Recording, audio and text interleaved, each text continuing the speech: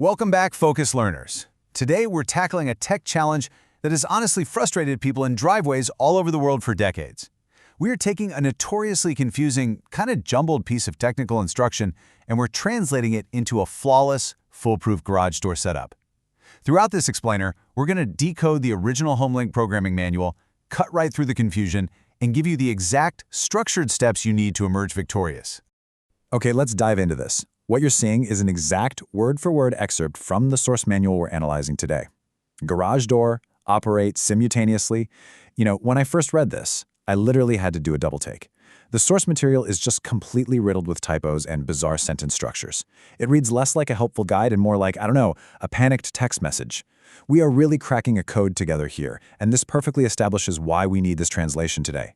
We're going to take this chaotic block of text and turn it into a crystal clear, actionable plan. All right, let's kick things off with Phase 1, Essential Pre-Flight Setup. Now, every successful mission requires the right prep, right? We're entering the first phase of our journey here, which is all about gathering the right equipment and securing your environment before the real work begins. And what's so fascinating about these seemingly basic steps is how they completely set the stage for your safety. Step 1, you absolutely must have the original OEM remote for your garage door opener. A generic replacement? Yeah, it might not send the right signal frequency. Step 2 is absolutely critical. Park your vehicle completely outside, free and clear of the garage door. Honestly, treat that garage door like a wild, unpredictable animal. During this programming sequence, that heavy door is going to move, and you definitely do not want your car sitting underneath it when it does. Finally, Step 3. Turn your ignition on so the car's electronics have power, but keep the engine off. We want a quiet, safe environment to work in. Moving right along to Phase 2, erasing the past connections. So before we can forge a brand new connection with your garage door, we've got to deal with the past. We have to completely clear the HomeLink memory to wipe out any previous garage doors that might be taking up digital real estate in your car's system. To wipe that slate clean, you're going to press and hold down buttons 1 and 3 on your HomeLink system. But wait, here's the secret to this step: patience. Do not let go immediately. You're looking for a very specific visual cue. You've got to keep them pressed until you see a rapid flash from the indicator light. That rapid flash? That's the car's computer confirming, hey, memory wiped, we're ready to go. Once you see it flashing rapidly, you can finally release those buttons. Which brings us to Phase 3, the primary synchronization. Let's see how all our prep builds into the main event. We've got a safe environment, a powered-up car, and a cleared memory. Now, we execute the exact physical act of pairing the handheld remote directly to the car's integrated system. So the crucial point here is the distance. 3 inches. I honestly couldn't believe it when I found this hyper-specific detail, but it's the magic number pulled directly from our source instructions. You must place your handheld remote approximately 3 inches away from the HomeLink system in your car. Not touching it, not a whole foot away, exactly 3 inches. This quirky but essential little detail ensures the radio frequency signal is strong enough for the car to capture without getting distorted. With the remote 3 inches away, you're now going to press your desired HomeLink button and the button on your handheld remote simultaneously at the exact same time. And just like before, you're going to hold both of them down.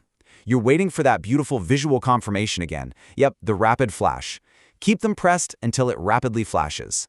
Once it does, it means the car has successfully learned the frequency from your old remote, and you can let go of both buttons. And this brilliantly illustrates the fork in the road of our programming journey. On side A, we have the dream scenario, the initial test. You press your newly programmed HomeLink button just once and boom, the door opens. But as our source material warns us, that doesn't always happen, depending on the type of garage door opener you actually have. If the door doesn't operate, we immediately escalate to side B. This is our troubleshooting protocol, which is going to lead us directly toward the garage motor itself. Now, before we actually leave the car, we attempt the first wave of rapid-fire troubleshooting. I want you to memorize this dramatic, repetitive rhythm derived right from the text.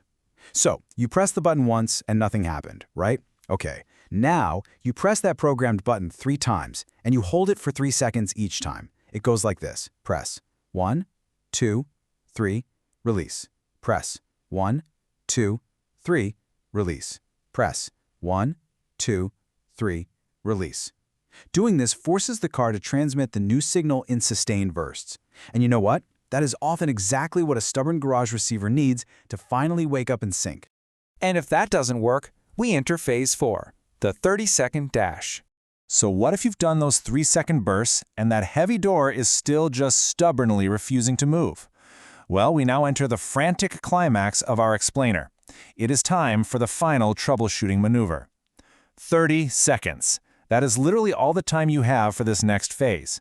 If the door isn't operating, you have to physically get out of your vehicle, go to the garage door motor mounted way up on your ceiling, and locate the Learn button. You press that Learn button, and a timer instantly starts ticking.